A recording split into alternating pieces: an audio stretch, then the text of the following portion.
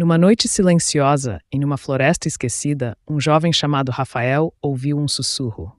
Não era um sussurro qualquer. Era como se a própria floresta estivesse chamando por ele. Curioso, ele seguiu o som, sentindo que algo mágico o aguardava. Enquanto caminhava, as árvores começaram a brilhar com uma luz suave, iluminando seu caminho. Ele chegou a uma clareira onde uma velha árvore, a mais imponente de todas, parecia pulsar de vida. O sussurro se intensificou, e Rafael sentiu uma onda de emoções: alegria, tristeza, esperança.